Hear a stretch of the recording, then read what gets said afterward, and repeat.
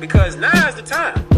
Now is the time. You're gonna do it later on, you're gonna figure out you forgot. And you're gonna be like, damn, what was that book called again? You're gonna figure out you forgot. A Turk, however low, considers every Greek whom he meets as being at his command and orders him to do whatever he pleases. A Greek islander was lately measuring out some corn from his boat. A Turk on the pier ordered him to fetch fire to light his pipe. The Greek stopped to fill his sack, which wanted very little of being full. And the Turk, because he did not instantly obey him, shot him dead. A late sultan, having made a law that no Christian should have any red in their clothing, walked the streets of Constantinople in disguise in order to hunt out offenders. And his followers struck off the heads of all persons who were found in the least to transgress his orders. A shoemaker's lad sat on his stall working and singing, with a red cap on his head. The sultan no sooner saw it than head and cap were whirled off together. Ali Bey kidnapped 11 Greeks from Tripolitania and had them impaled to avenge himself of an insult he had received from the Pasha of the district. Stravachi, a Greek, while a sort of intendant to the beys of Wallachia and Transylvania. Remember, we got into Dracul and Kazaklu Bey in regards to the Wallachian land with the rabbit skins that they had the titles from the Moors with. Accumulated a large fortune, repeated vexations, which his wealth had brought upon him, induced him to present himself before the Grand Signior, whom he thus addressed: "Please, your highness, I am worth 12 million. I have no child. Thou shalt be my heir. Guarantee my fortune to me for my life." The Sultan, pleased with the offer, laid his hand on Stravachi's shoulder and said, "Enjoy thy fortune in safety." For some years he was unmolested, but at last they thought that he lived too long. They accused him to the Sultan of intending to escape with his treasure to Russia. A decree of death was obtained against him and he was instantly hung. At Naples in Romania, they have this law, which is most religiously observed, that whoever sees a Greek ill-treated, struck and overpowered, and gives him assistance is unworthy the name of a Mussulman and is cursed of the Prophet. So far indeed are they from lending assistance that when they see a mangled victim fall and expire, they cry out, "Bravo, bravo!"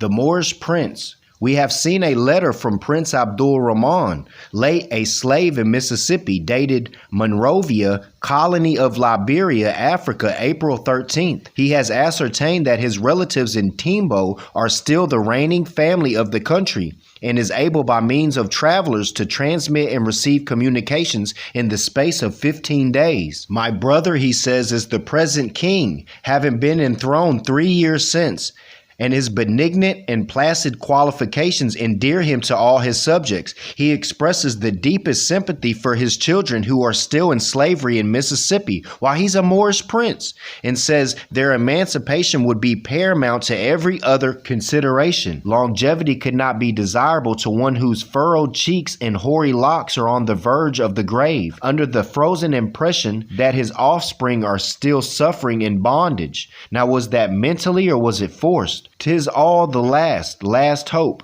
the prop of tottering age, who filled with piety could drop a tear upon the dust of their departed sire. I have written to Sierra Leone for a more direct correspondence with my brother and expect a return by express. But say you had an older brother or a younger brother who was passed up on the throne and they was jealous of their brother.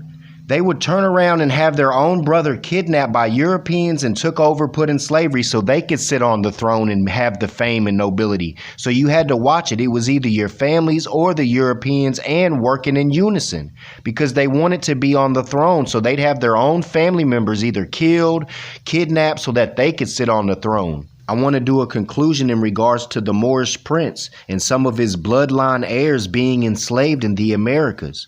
We built on Uncle Moor or Prince Moor, Omar ibn Said, who was taken, and he was a Moorish prince, and they found out once he was in America. But these Europeans wanted these Moorish princes around because they was adepts in not only Islam, but astrology, astronomy, mysticism, translating Arabic, Aramaic, and all of that. What's most important, though, in this demonstration, it proves that whether your ancestors was in bondage or not, you still come from the bloodline of Moorish princes. This proves it, that the Moorish bloodline was in the Americas and all over the world, not just when bondage happened.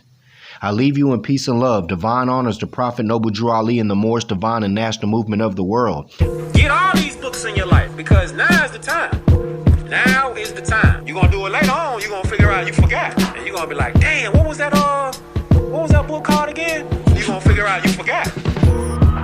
They say man knows not by being told, the pages unfold. I study national principles gold. Still the fiat they hold, reaching and clinging for de facto to save they soul.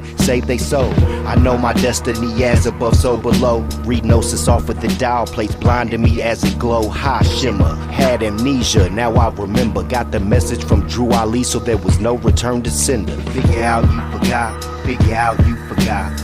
What's it called again? What we study a lot. It's the Moorish Quran and it's filled full of art. Study. You can stay on top. You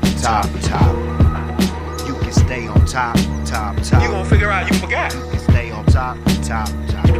Get all these books in your life because now is the time. Now is the time.